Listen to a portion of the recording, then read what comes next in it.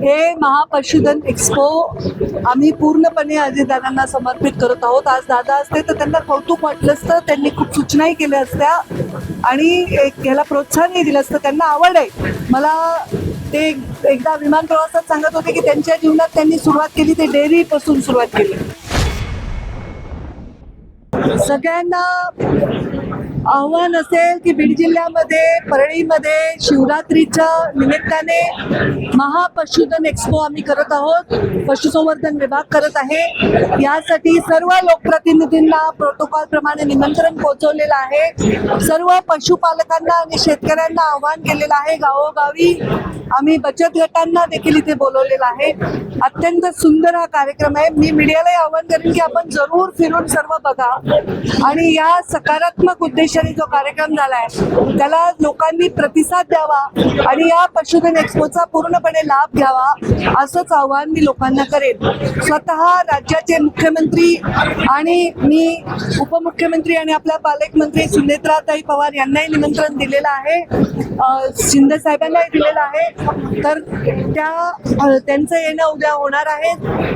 मुख्यमंत्री उद्या 10:30 ते 11च्या दरम्यान येणार आहेत आणि या पशुधन एक्स्पोला प्रोत्साहन देण्यासाठी ते येत आहेत.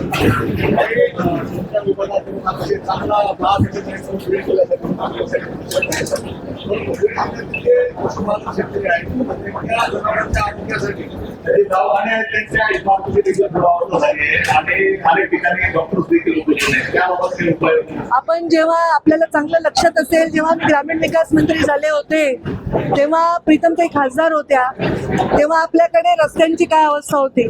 तर तेव्हा नॅशनल हायवे, स्टेट हायवे आणि मुख्यमंत्री ग्राम सडक योजना करून रस्त्यांची दुरावस्था दूर केली आहे.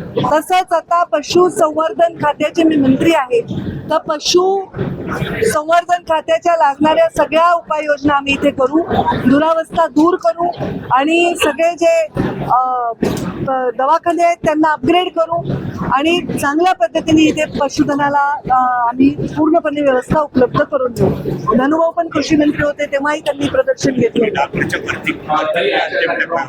आणि आम्ही डॉक्टरांची भरती पण करतोय, ती अंतिम टप्प्यात आहे.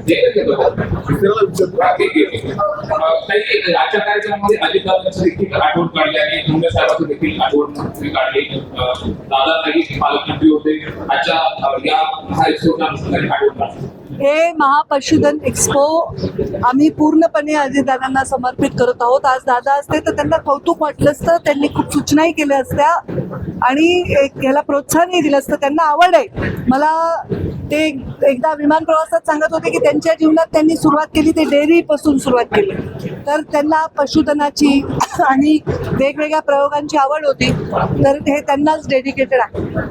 काही जे पशु महाविद्यालय परळीमध्ये होते अशी मागणी होती की त्यांना अजितदादा पवार यांचं नाव द्यावं. अशी मागणी आमच्यापर्यंत आली नाही. अशी मागणी असेल तर आम्ही सकारात्मकच विचार. एक छोटासा प्रश्न, गोशाळेला अनुदान मागण्यात दिले जात.